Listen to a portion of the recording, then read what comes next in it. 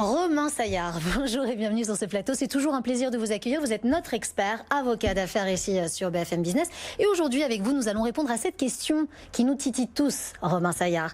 3 montages pour optimiser fiscalement la cession d'entreprise. Vous vous dites que ça n'est pas possible et moi, je vous dis que c'est possible avec Romain Saillard. Romain. Bonjour Jeanne, et en effet, c'est possible. Et je voudrais revenir en arrière. Vous vous souvenez, lors d'une précédente émission, on avait parlé de la cession d'entreprise. C'est vrai. L'aspect juridique et business. Absolument. Et je vous avais effectivement promis que j'allais revenir sur les aspects fiscaux. Et donc, je vais vous présenter ces fameux 3 montages qui permettent d'optimiser fiscalement la cession d'entreprise et donc d'économiser de l'impôt. Et on aime bien quand vous nous dites ça, Romain. Vous êtes toujours très malin. Allez, sans transition, le premier montage. Alors, de quoi s'agit-il ? Imaginez vous êtes entrepreneur et vous voulez céder votre SARL, Société à responsabilité limitée, pour 10 millions d'euros. Ce prix de cession de 10 millions d'euros, vous l'avez négocié avec votre acquéreur parce que vous lui avez promis qu'il allait économiser de l'impôt au niveau de la cession. Il allait payer peu d'impôts. Et en effet, normalement, l'acquéreur, quand il achète des parts de SARL, il doit payer 3% de droits d'enregistrement assis sur le prix de cession. Donc ça veut dire que pour 10 millions d'euros de prix de cession, il va devoir payer 300 000 euros d'impôts. Il n'en sera rien parce que avant de réaliser la cession, vous allez transformer la société en SAS, Société par action simplifiée, et dès lors, plutôt que de vendre des parts sociales taxées à 3%, vous allez vendre des actions taxées à 0,1%. Et donc, votre acquéreur, plutôt que supporter 300 000 euros d'impôts, il va payer 1 000 euros d'impôts. C'est vrai ça, Romain. Ça veut dire que là, on vient de passer de 300 000 euros à 1 000 euros. Totalement. Ah, c'est assez incroyable. Alors vraiment, je veux tout de suite qu'on parle de ce deuxième montage. De quoi s'agit-il ? On reprend le même exemple. Imaginez le vendeur, il va toucher 10 millions d'euros. Il va faire une plus-value. Imaginez que le vendeur, c'est vous le vendeur, vous avez acheté l'entreprise 1 euro. C'est-à-dire que la plus-value est de 10 millions d'euros. Vous allez être taxé à l'impôt sur la plus-value. C'est 30%. Donc les impôts vont vous prendre 3 millions d'euros. Bon, on va éviter ça. Et parce qu'en fait, avant de céder votre entreprise, vous allez prendre les actions et vous allez les apporter dans une société holding que vous détenez à 100%. Et c'est cette société holding qui va faire la cession.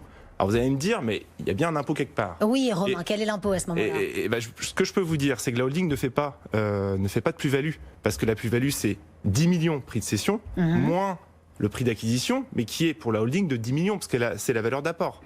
Donc la holding ne fait pas de plus-value, donc elle ne paye pas d'impôt. Mais en réalité, il y a un impôt sur la plus-value qui a été constaté au moment où vous avez apporté vos actions dans la société holding. Mais la loi prévoit que dans ces cas-là, la plus-value est placée en report d'imposition. Donc il n'y a pas d'impôt au moment de la cession, mais il y a une condition quand même. C'est que dans les 2 ans suivant la cession, la société holding doit réinvestir 60% du produit de cession. D'accord. Dans quoi ? Dans une activité économique. Ça c'est important. Commercial, de l'artisanal, oui. Une activité économique qui a un rapport avec la société obligatoirement ou pas forcément ? Pas forcément. D'accord. 3e montage, Romain. 3e montage, même exemple, mais on va se placer du côté de l'acquéreur. D'accord. L'acquéreur, c'est un particulier et il va quand même devoir payer la modique somme de 10 millions d'euros. Alors, il va faire un emprunt et imaginez qu'il souscrive à cet emprunt à titre perso et qu'il acquiert directement les titres. Il va avoir 2 difficultés. Première difficulté, c'est un manque à gagner parce qu'il ne va pas pouvoir déduire les intérêts d'emprunt qu'il rembourse au banquier de son résultat taxable à l'impôt sur le revenu.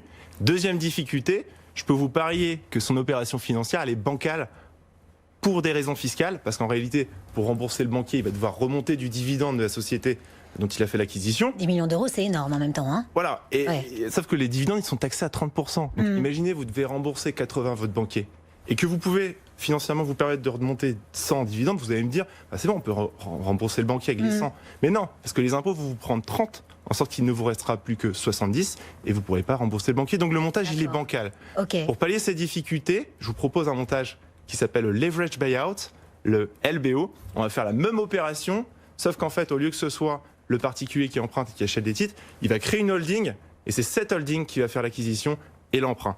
Du coup, l'holding, vu qu'elle est à l'impôt sur les sociétés, elle va pouvoir déduire les intérêts d'emprunt, plus de manque à gagner.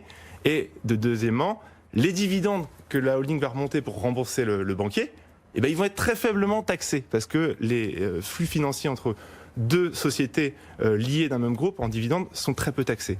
Donc, et alors, cerise sur le gâteau, parce que le particulier a souscrit à l'emprunt via sa société, il protège son patrimoine privé.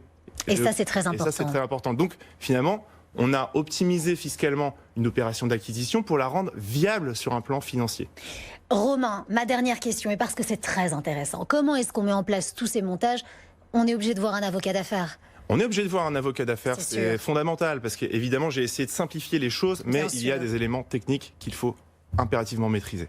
Eh bien, merci beaucoup d'avoir été notre expert sur ce plateau aujourd'hui. C'est toujours un plaisir de vous recevoir. Moi, c'est toujours un plaisir de venir. Et on apprend beaucoup de choses, vous êtes un malin. Merci. En tout cas, à très bientôt, Romain Saillard, et je rappelle que vous êtes ici notre avocat d'affaires privilégié. À bientôt.